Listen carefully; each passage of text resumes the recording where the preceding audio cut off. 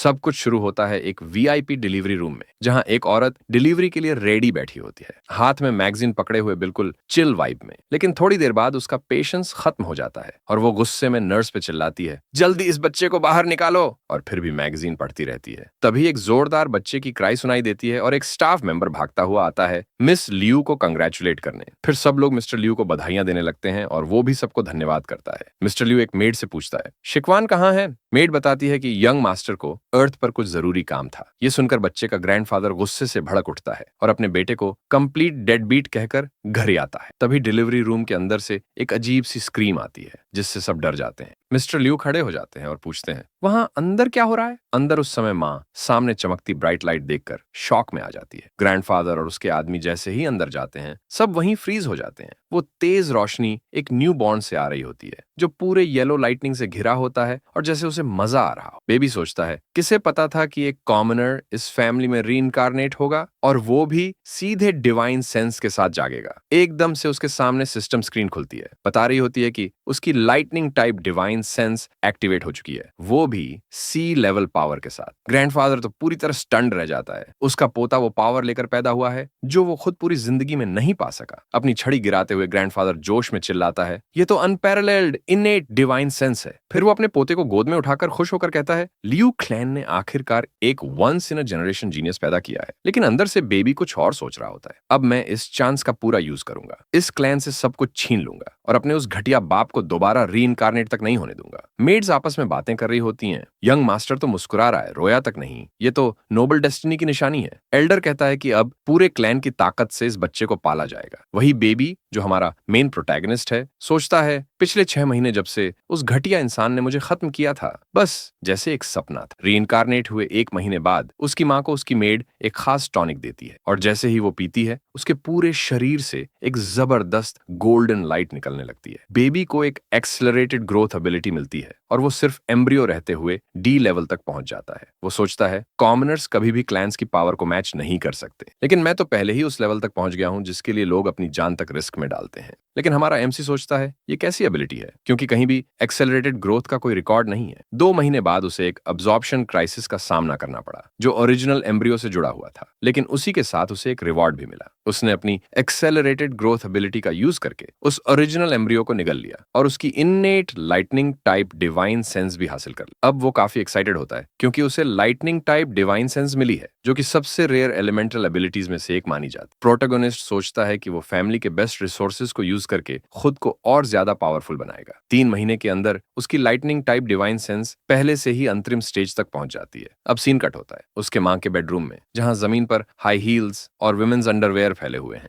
Bed पर एक couple के पैर टैंगल्ड हैं। क्लियरली बहुत कोजी मोमेंट चल रहा होता है। औरत के साथ एक ब्लॉन्ड गाय है। उसी समय जब उसका बेटा अभी भी उसके पेट में है, लवर पूछता है, तुम्हें डर नहीं लगता? तो वो औरत कैजुअली बोलती है, मेरी शादी तो बस एक पॉलिटिकल अरेंजमेंट है, लेकिन पेट में पल रहा बच्चा, हमारा एमसी, सब कुछ सुन रहा होता है। वो सुनता है कि वो आदमी उसकी पैटर्निटी को लेकर डाउट कर रहा है और उसकी माँ बस और मांग रही है। एमसी फ्रस्ट्रेटेड हो जाता है, इतना डिस्टर्बेंस मेरी एनर्जी अब्सॉर्ब करने की स्पीड खराब कर रहा है। गुस्से में वो एक साथ ढेर सारी एनर्जी रिलीज कर देता है, जिससे उसकी माँ चीख उठती है कि अंदर से जलने जैसा महसूस हो रहा है। 6ठे महीने में उसकी पावर पीक डी लेवल तक पहुंच जाती है और उसे अपनी माँ की बॉडी कॉन्स्टिट्यूशन भी समझ में आने लगती है। अब एक हैंडसम और काम फेस उसे देख रहा होता है। वो आदमी उसकी माँ के पेट को घूरता है और सोचता है, ये कमीना बच्चा आखिर पैदा कब होगा। उधर वूम्ब के अंदर से एमसी अपनी आंखें खोलकर अपने पिता को ऐसे घूरता है जैसे उसकी पूरी रूह जला देगा। उसकी आंखों से ही वो उस आदमी का चेहरा रिफ्लेक्ट करता है और सोचता है, तू एक घटिया फिल्थी मट है।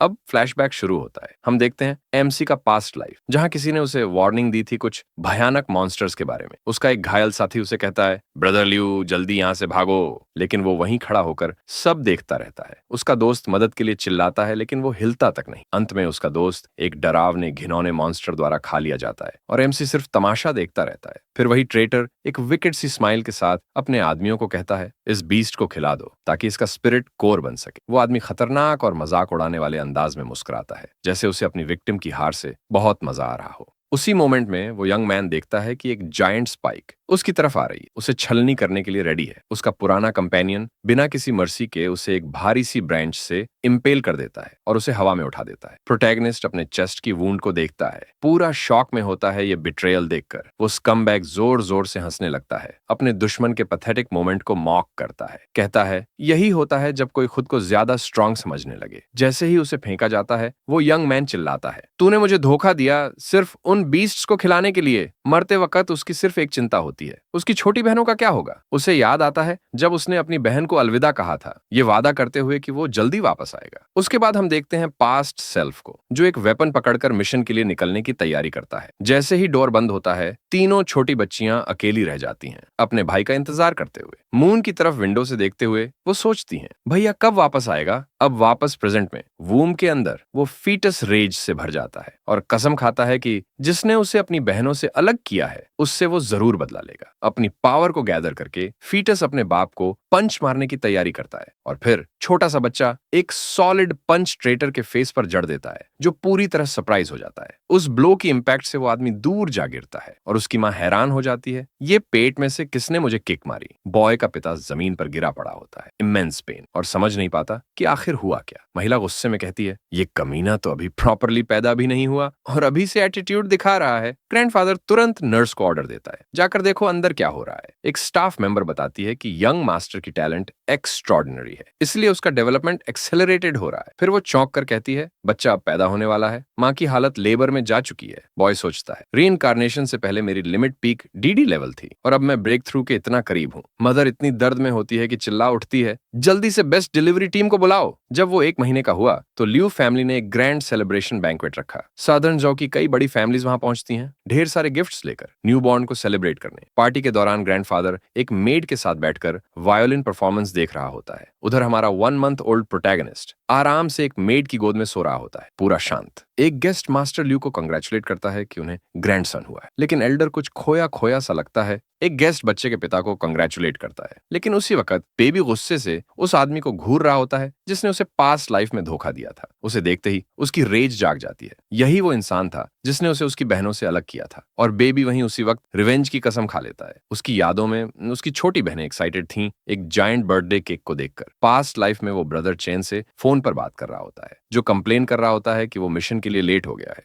यंग मैन माफी मांगता है और वो ट्रेटर सोचता है, मैंने तो इसे सिर्फ इसलिए हायर किया था क्योंकि इसके पैसों की हालत खराब थी। रूमर्स सही निकली। वो आदमी उसे सलाह देता है कि थोड़ा दिमाग लगाया कर, और यंग मैन थैंक्स कहता है उसे जॉब देने के लिए। उधर उसकी छोटी बहनें उस केक का छोटा सा टुकड़ा खाने के लिए एक्साइटेडली वेट कर रही होती हैं। वो बड़ा भाई एक बहन को गले लगाकर अलविदा कहता है, मुझे एक काम पर जाना है लेकिन मैं जल्दी वापस आऊंगा। फिर वो अपना वेपन बैग से निकालता है और घर से निकलने की तैयारी करता है। जैसे ही डोर बंद होता है, तीनों छोटी बहनें अकेली रह जाती हैं, बेचैनी से अपने भाई का इंतजार करती हुई। विंडो से वो मून को देखती हैं और सोचती हैं, भैया कब लौटेगा। कहीं और एक आदमी एक ग्लोइंग पोर्टल की तरफ बढ़ रहा होता है, जो एक डार्क फॉरेस्ट के बीचों बीच होता है। सिगरेट पीता हुआ वही इंसान है जिसने पार्टी में यंग मास्टर जी को कंग्रेचुलेट किया था। यंग मास्टर जी, जो क्लियरली इस पूरी डेंजरस ऑपरेशन का लीडर लगता है, अपने सबॉर्डिनेट्स के साथ खड़ा है। वो पूछता है, मिशन कैसा चल रहा है। वो आदमी बताता है, हम अंदर काफी देर से हैं और अब तक तो बीस्ट्स अच्छे से खा चुके होंगे। यंग मास्टर जी ओल्ड चैन की तारीफ करता है, अच्छी परवरिश हुई है तेरी, हमेशा एफिशिएंट रहता है। फिर वो अपनी फीमेल कंपेनियन की तरफ देखता है और कहता है, हम तो सिर्फ तुम्हारे लिए यहाँ आए हैं। लेकिन वो औरत सार्केस्टिकली स्कॉफ करती है,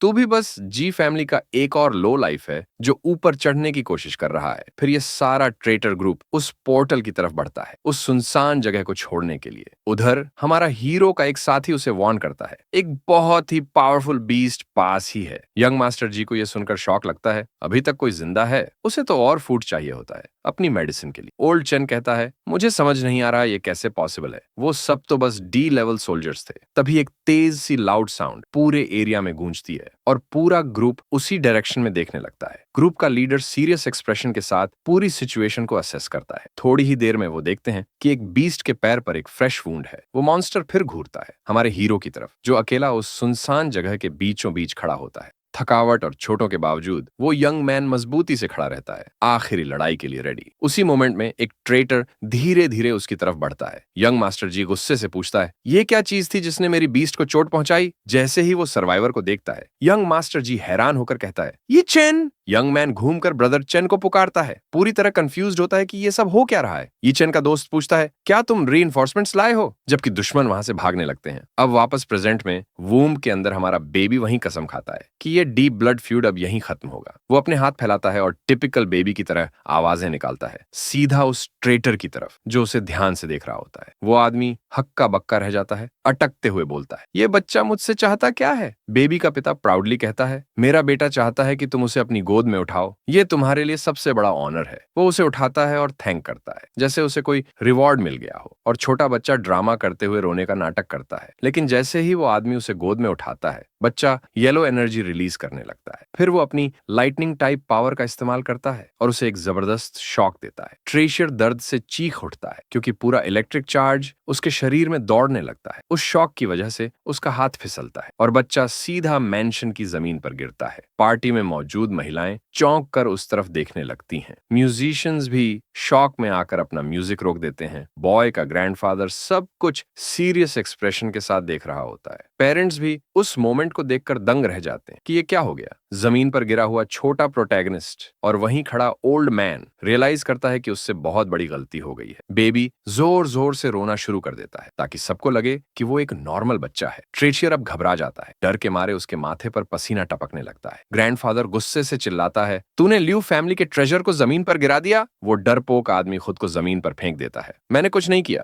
यंग मास्टर ने खुद ही ऐसा किया। बेबी का पिता उस पर भरोसा नहीं करता और उसे जोरदार किक मारता है। कुत्ते! वो किक इतनी जोरदार होती है कि वो आदमी उड़ता हुआ सीधा जमीन पर गिरता है। अब वो आदमी बार बार झुककर माफी मांगने लगता है, मैं तो कभी भी बच्चे को चोट नहीं पहुंचाऊंगा। वो अपने सारे ट्रेजर्स ऑफर करता है, बस इस गिरने से हुए नुकसान को ठीक कर दो। बेबी का पिता पूरी सिचुएशन को एंजॉय करता है और एक मॉकिंग स्माइल देता है। फिर मास्टर अपने आदमियों को हुक्म देता है, इसे बाहर घसीटो और ढंग से पीटो। एक मेहमान को सजा देने के बाद जैसे ही नौकरानी बच्चे को उठाती है, वो अपनी गोद में लेते ही एक ईवल स्मर्क देता है, जैसे जो चाहिए था वो मिल गया हो। सामने खड़ा दुश्मन जिसके माथे पर चोट लग चुकी है, बस हैरान होकर देख रहा होता है, समझ ही नहीं पा रहा कि ये सब हुआ कैसे। बच्चा रोता चिल्लाता रहता है ताकि सबको यही लगे कि वो बस एक मासूम बच्चा है। वो पुराने गद्दार को फिर शौक लग जाता है कि बच्चा फिर से रोने लग गया। दादा तुरंत हुक्म देते हैं कि यंग मास्टर को अंदर ले जाओ और चेक करो कि कहीं चोट तो नहीं लगी। फिर वो अपने बेटे को डांटते हैं, कहते हैं कि इतनी बड़ी स्टेटस वाली फैमिली को ऐसे किसी बेकार इंसान की जरूरत नहीं है। गुस्से में पार्टी छोड़कर चले जाते हैं। बच्चा का पिता ये सब सुनकर गुस्से में आ जाता है और अपने हाथ में पकड़ा ग्लास इतनी जोर से पकड़ता है कि वो टूट जाता है। फिर वो मुड़ता है और जोरदार किक मारता है गद्दार के चेहरे पर। एक और किक मारता है और हुक्म देता है कि इसे घसीटकर बाहर ले जाओ और हाउस डॉग्स को खिला दो। गार्ड्स उसे खींचते हैं। वो रहम की भीख मांगता है, लेकिन किसी को परवाह नहीं। फिर मेजबान सब मेहमानों से कहता है कि पार्टी जारी रखो। उधर बच्चा सोच रहा होता है कि अब अगला कदम क्या हो, उसे और पावर अब्सॉर्ब करनी। तभी डॉक्टर उसे चेक करके बताता है कि बच्चा बहुत ही इनक्रेडिबल फिजिक वाला है और बिल्कुल ठीक है।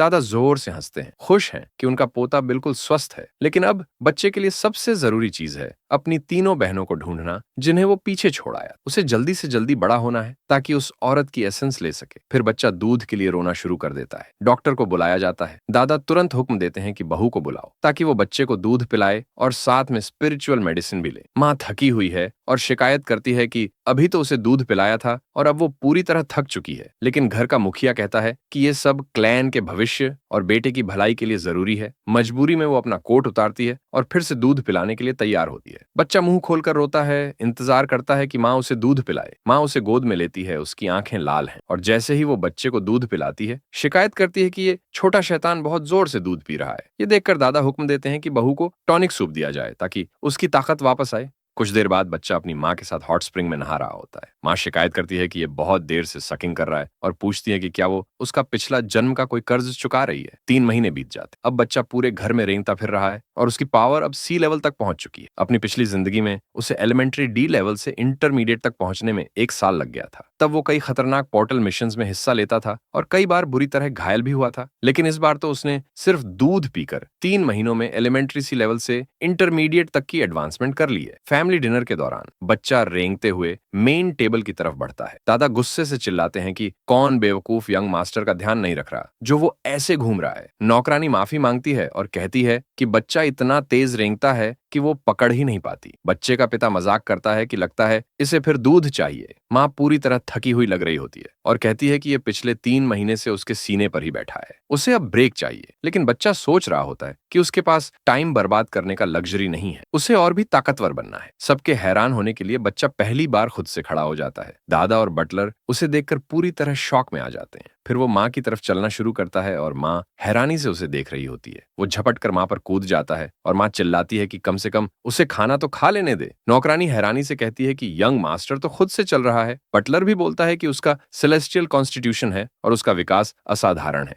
दादा बहुत खुश होते हैं ये देखकर कि पोता अब खड़ा हो सकता है। गर्व से उसे देखते हुए कहते हैं कि अब फैमिली रूल्स के मुताबिक उसके लिए एक पर्सनल सर्वेंट चुनने का समय आ गया है। एक अंधेरी जगह पर बुजुर्ग पूछते हैं कि रिजल्ट क्या है। एक गार्ड बताता है कि अब सिर्फ 2 उम्मीदवार बचे हैं। माँ की गोद में बैठा बच्चा एक टेम्पररी अरीना में ले जाया जाता है जहां उसका टेस्ट होना है। बच्चा सब कुछ बड़े ध्यान से देख रहा होता है जब अचानक उसकी नजर एक लड़की पर जाती है और वो शॉक हो जाता है। एक सेल में सफेद बालों वाली एक छोटी लड़की डरी हुई मुद्रा में खड़ी है। दूसरी तरफ एक ब्लॉन्ड गर्ल चिल्लाते हुए दौड़ती है और हमला करने के लिए तैयार होती है। बच्चा अंदर ही अंदर सोचता है ये यहाँ क्या कर रही है, और तभी उसका शरीर तेजी से चमकने लगता है। फिर वो अपनी लाइटनिंग टाइप पावर का इस्तेमाल करता है और दोनों लड़कियों में से एक पर जैप कर देता है। जैसे ही बिजली का झटका लगता है, ब्लॉन्ड गर्ल जमीन पर जा गिरती है और तुरंत बेहोश हो जाती है। व्हाइट हेयर्ड गर्ल बिना कोई मौका गंवाए ब्रेड पर झपटती है। बिना कुछ सोचे वो ब्रेड उठाती है और भूख से पागल होकर खाने लगती है, वो भी सेल के बीचों बीच। माँ के तो बाल खड़े हो जाते हैं और बच्चा घबरा जाता है, सोचता है कि कहीं किसी ने कुछ गड़बड़ तो नहीं देख ली। लेकिन दादा जोर से हंसते हैं और कहते हैं कि उनका पोता तो अपने बाप से भी ज्यादा फाइटिंग स्पिरिट रखता है। बच्चा मन ही मन सोचता है बच्चा होना कितना फायदेमंद है, बड़े लोग हर बार कोई ना कोई बहाना बना ही लेते हैं। बुजुर्ग फैसला करते हैं कि अब से वो सफेद बालों वाली लड़की उसकी पर्सनल सर्वेंट होगी और उसे धोकर अच्छे तरीके सिखाई जाएगी। लड़की अब भी सैवेजली ब्रेड खा रही होती है जैसे दुनिया में और कुछ हो ही नहीं रहा। पालने में बैठा बच्चा बड़ा खुश लग रहा होता है और मुस्कुराकर अपनी नई नौकरानी को बुलाता है। उधर बटलर समझाता है कि ये लड़की डेथ सर्वेंट है, इसका काम यंग मास्टर की सुरक्षा करना है। लड़की बस चुपचाप सिर हिलाती है जैसे अपनी किस्मत स्वीकार कर रही हो। बटलर ये भी बताता है कि अब से इसे मालिक का फॉलो करना है और जब वो सोएगा तब इसे मार्शल आर्ट्स की ट्रेनिंग करनी होगी। इसके बाद लड़की बच्चे के कमरे में पहुंचती है अपना नया काम शुरू करने। बच्चा उसे देखकर बड़ी खुशी से खुद की तरफ इशारा करता है और मुस्कुराता है जैसे कह रहा हो देख मैं हूं तेरा बॉस। लेकिन तभी लड़की एक नाइफ निकालती है और उसकी आंखों में नफरत और बदले की आग भर जाती है। बच्चा घबरा जाता है, कुछ बोलने की कोशिश करता है लेकिन उसकी वोकल कॉर्ड्स अभी डेवलप नहीं हुई होती। लड़की गुस्से से कहती है कि वो अपने भाई की मौत का बदला लेने आई है आज और अभी। वो लड़की तेजी से चाकू लेकर बच्चे पर झपटती है, बिल्कुल तैयार, एकदम सीधा निशाना। लेकिन बच्चा चमत्कारिक फुर्ती से वार को डॉज करता है और पालने से छलांग लगाकर बाहर आ जाता है। वो जमीन पर गिरता है और पीछे सिर्फ अपनी एनर्जी सिलुएट छोड़ देता है। लड़की की आंखें फटी की फटी रह जाती हैं। फिर बच्चा अचानक उसके बगल में प्रकट होता है और लड़की तो कुछ पल के लिए बिल्कुल स्पीचलेस हो जाती है। फिर अचानक उसके शरीर से हरी रोशनी निकलती है, वो अब फाइट मोड में आ चुकी होती है। बच्चा चौंक जाता है जब देखता है कि लड़की के पास विंड टाइप डिवाइन सेंस है। लड़की उस पर अपनी विंड पावर से हमला करती है लेकिन बच्चा अपने लाइटनिंग से बचाव करता है। दोनों ताकतें आपस में टकराती हैं और पूरा कमरा रोशनी से चमक उठता है जैसे बिजली और तूफान का संग्राम हो। बच्चा सोचता है कि दोनों पावर्स को एक साथ चलाना उसके छोटे से बेबी बॉडी के लिए बहुत ज्यादा है। तभी उसे एक ब्रिलियंट आइडिया आता है इस मुसीबत से निकलने का। वो अपनी थंडर डिवाइन सेंस को बहुत ही कम पावर लेवल पर इस्तेमाल करता है और एक छोटी सी लाइटनिंग स्पीयर सीधी लड़की से जा टकराती है। थोड़ी देर के लिए शॉक से लड़की की बॉडी सुन्न हो जाती है और वो जमीन पर गिर जाती है, हिल भी नहीं पाती। बच्चा थोड़ा रिलीव्ड महसूस करता है लेकिन साफ दिखता है कि वो बहुत थक गया है। जमीन पर गिरी हुई लड़की अब भी अपनी बॉडी में बिजली की हल्की झंझनाहट महसूस कर रही है। बच्चा धीरे धीरे उसके पास आता है और उसकी छुरी को छूता है। फिर वो जानबूझकर अपनी उंगली काट लेता है और एक बूंद खून गिरती है। उसी खून से वो जमीन पर एक मैसेज लिखता है। वो सोचता है अच्छी बात है मैं चालाक हूं, वरना बात कैसे समझाता। जैसे ही लड़की वो खून से लिखा मैसेज पढ़ती है उसे सब समझ आ जाता है। बच्चा अपने दोनों हाथ फैला के हग मांगता है लेकिन लड़की फिर से उस पर हमला कर देती। तभी उसे याद आता है अरे ये तो पढ़ना जानती ही नहीं। वो झट से अटैक से बचता है और परेशान हो जाता है। सोचता है अगर किसी ने देख लिया कि वो मुझ पर हमला कर रही है तो इसका बचना मुश्किल होगा। इसी दौरान एक ट्रेटर हवेली में एक लकड़ी के डिब्बे के साथ चल रहा होता है। फ्लैशबैक में बच्चे के पिता ने उसे कहा था कि वो जिंदा सिर्फ इसीलिए है क्योंकि बच्चे ने उसे मर्सी दी थी। जमीन पर लेटा हुआ वो आदमी बच्चे का शुक्रिया करता है और वादा करता है कि वो अब कड़ी मेहनत करेगा। पर तब उसके मास्टर ने कहा था कि दादा बहुत गुस्से में है और तुम्हें बच्चे को खुश करना ही होगा। वो सोचता है मैंने अपना सब कुछ बेचकर इस रेयर आइटम को ऑक्शन से लिया है। तभी उसे बच्चे की आवाज सुनाई देती है और वो सोचता है कमरे में क्या चल रहा है। दरवाजा खोलते ही वो चौंक जाता है। बच्चा और लड़की कमरे में आपस में दौड़ लगा रहे हैं। बच्चा उसे घूरता है गहरी नजरों से और तभी दिमाग में एक प्लान बनता है। ट्रेटर पूरी तरह कंफ्यूज्ड है, समझ ही नहीं पा रहा क्या हो रहा है। अचानक बच्चा लड़की का हाथ पकड़ता है, उसके नाइफ को घुमा देता है और अपनी लाइटनिंग पावर से उसके माथे पर हल्का झटका देता है। लड़की जमीन पर गिर जाती है और बच्चा हवा में ही चाकू पकड़ लेता है। उसकी परफेक्ट एक्टिंग का अगला पार्ट शुरू होता है। बिना रुके वो खुद को कंधे में चाकू मार देता है। चाकू खून में लथपथ हो जाता है। ट्रेटर ये देखकर दहशत में आ जाता है। उसे अपनी आंखों पर यकीन ही नहीं होता। फिर बच्चा वो खून से सना चाकू उस आदमी की तरफ फेंक देता है और वो मारे शॉक के हवा में ही चाकू पकड़ लेता है। फिर डर के मारे डिब्बा नीचे गिरा देता है। अब बच्चा गहरी सांस लेता है क्योंकि असली परफॉर्मेंस शुरू होने वाला। अगले ही पल वो लड़की के ऊपर जोर से रोना शुरू कर देता है, पूरी ड्रामा मोड। वो आदमी जिसके हाथ में अब भी खून से सना चाकू है पूरा पैनिक में आ जाता है, समझ ही नहीं आता क्या करे। ग्रैंडफादर और बाकी सब लोग भागते हुए वहां पहुंचते हैं ये देखने की क्या हुआ। एल्डर और उसका बेटा पूरे सीन को सीरियस एक्सप्रेशन के साथ घूरते हैं। वो छोटा बच्चा रोना जारी रखता है और उस सर्वेंट पर झुक जाता है ताकि लगे कि उसी ने उसे बचाया है। गुस्से में अगबूला ग्रैंडफादर उस ट्रेटर की तरफ उंगली करता है और कहता है कि उसने उसके पोते पर अटैक करने की कोशिश की। वो आदमी नाइफ जमीन पर फेंक देता है और खुद को बचाने की कोशिश करता है। कहता है कि गलती उसकी नहीं है, लेकिन फादर उसकी बात नहीं मानता और अपने बेटे को नुकसान पहुंचाने की हिम्मत करने पर उसे एक जोरदार घूंसा मारता है। घबराया हुआ वो समझाता है कि असली अटैक तो लड़की ने किया था और उसने तो सिर्फ खुद को डिफेंड किया। बच्चा अब भी अपने रोने का नाटक करता जा रहा है और वो ट्रेटर खून से भरी नाक के साथ चीखता है। पूरी डेस्परेशन में वो एल्डर से कसम खाकर कहता है कि वो सच बोल रहा है, लेकिन किसी को उस पर यकीन नहीं होता। फादर फिर से उसे एक पंच मारता है और गुस्से में पूछता है कि वो गिफ्ट कहाँ है। वो आदमी डेस्परेट होकर उस गिफ्ट को ढूंढता है जो उसने अफरा तफरी में जमीन पर गिरा दिया था। ग्रैंडफादर उस छोटी लड़की की तारीफ करता है कि उसने उसके पोते को प्रोटेक्ट किया और फिर हुक्म देता है कि उसे आराम करने के लिए ले जाया जाए। एल्डर अपने हाथ यंग मास्टर के कंधे पर रखता है जिससे वो अचानक से टेंस हो जाता है। एल्डर उसे घूरता है, उसकी लाल आंखों में रेज चमक रही होती है। वो कहता है कि उसने अपने बेटे को डॉग्स पालना सिखाया था, लेकिन उसने तो लियू फैमिली की उम्मीद ही खो दी थी। इसके बाद सब लोग कमरे से बाहर चले जाते हैं, ट्रेटर को जमीन पर घुटनों के बल बैठा छोड़कर, जो अब पूरी तरह टेरिफाइड है। वो आदमी कोल्ड स्वेट में भीग जाता है और कांपने लगता है। अब उसे डर है कि उसके साथ क्या होने वाला है। अचानक बच्चे का फादर पलटता है और उसे एक नफरत से भरी नजर से देखता है। वो उसे जोर से लात मारता है और कहता है कि उसने उसे एक मौका दिया था और फिर भी उसने उस पर हार्म करने की कोशिश की। वो आदमी कुछ कहने की कोशिश करता है, लेकिन मास्टर हुक्म देता है कि उसे घसीटकर बाहर ले जाया जाए और डॉग्स को खिला दिया जाए। अपनी प्लान की सक्सेस देखकर वो छोटा बच्चा अब चैन की सांस लेता है। अपने शोल्डर पर झकम के साथ वो लड़की की तरफ देखता है जो फर्श पर बेसुध पड़ी है और उसे वरी होती है। उसी वक्त बटलर पास आता है और कहता है कि उस सर्वेंट को फौरन ट्रीटमेंट के लिए ले जाना होगा। तभी उस बच्चे को याद आता है कि उसने जमीन पर लड़की के नीचे एक मैसेज लिखा था। वो तुरंत उसके ऊपर लेट जाता है और सिर हिलाता है, ये जताने के लिए कि लड़की को अभी मत ले जाओ। तब एक स्टाफ मेंबर उसे उठाता है और अनकॉन्शियस गर्ल से दूर करता है।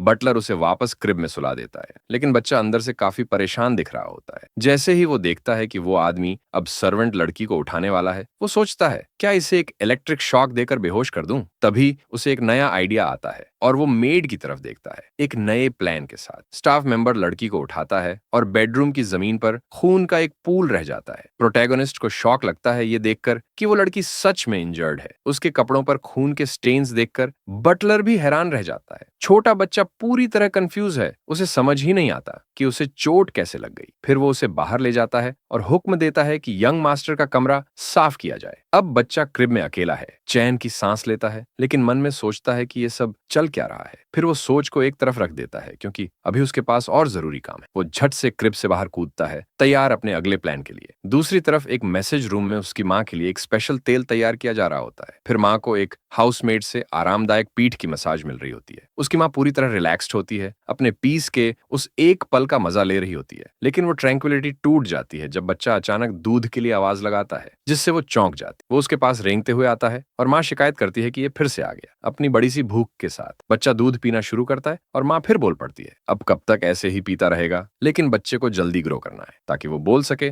और अपने सर्वेंट को सब कुछ समझा सके। एक हफ्ते बाद समय जैसे उड़ रहा है लू फैमिली की बड़ी सी हवेली में, और अब हमारा मेन कैरेक्टर 3 साल का बच्चा दिखता है और उसे ठीक से बोलना भी आ गया है। वो छोटी सी सफेद बालों वाली सर्वेंट लड़की अब भी उसे गुस्से से घूरती रहती है। उसे अब भी यकीन है कि जो भी उसके भाई के साथ हुआ सब उसी की वजह से हुआ। तभी बच्चा उसकी तरफ मुड़ता है और एकदम से बोल देता है, मैं ही तुम्हारा भाई हूँ। लड़की सुनते ही सन्न रह जाती, उसकी आंखें गहरी लाल हो जाती हैं, जैसे सब कुछ रुक गया हो। फिर वो उससे पूछता है, तुम्हारे भाई ने जो केक लाया था वो अच्छा लगा था? ये सुनते ही लड़की की आंखों के सामने पुरानी यादें ताजा हो जाती हैं और वो बहुत इमोशनल हो जाती है। उसकी यादों में उसका भाई उसे और उसकी बाकी बहनों को बुला रहा होता है केक खाने के लिए। तीनों छोटी लड़कियां उस बर्थडे केक को देखकर बहुत उत्साहित हो जाती हैं। वो याद करती है कि उसका भाई उनके लिए केक काट रहा था और उसी वक्त उसे फोन पर मिशन के लिए बुलाया गया। एक बहन जल्दी से टुकड़ा उठाने जाती है, लेकिन दूसरी उसे रोक लेती है, भैया के आने तक रुक जाओ। इसके बाद तीनों बहनें खिड़की के पास बैठ जाती हैं, चांद को निहारते हुए अपने भाई का इंतजार करने लगती हैं। उसी वक्त चांद की रोशनी में उसके पुराने रूप का चेहरा दिखता है, जैसे उसकी यादें वापस आ गई। वो बच्चा अब भी मुस्कुरा रहा है, उसकी आंखों में आंसू भर आते हैं। लड़की अब यकीन कर लेती है कि यही उसका भाई है और वो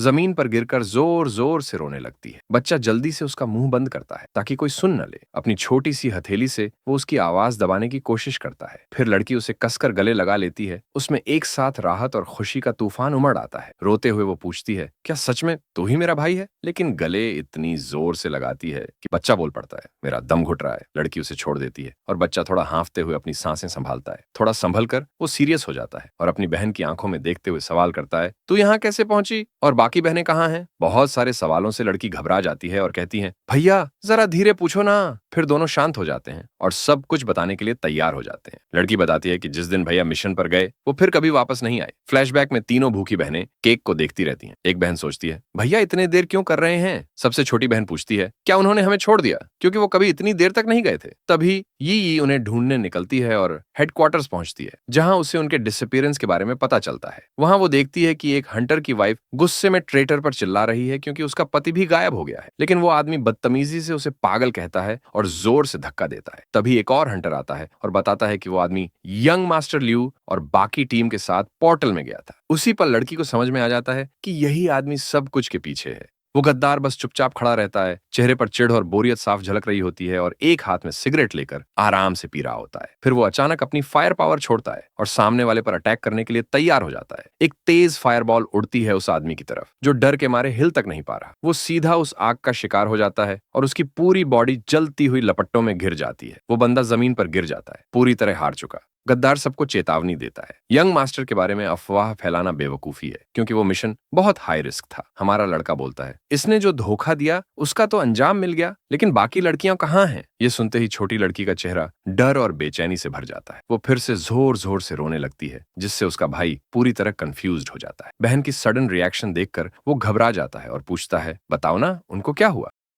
देखते रहने के लिए धन्यवाद। अगले पार्ट के लिए जुड़े रहिए और हाँ, लाइक, शेयर और सब्सक्राइब करना मत भूलना। मिलते हैं नेक्स्ट वीडियो में, तब तक के लिए गुड बाय।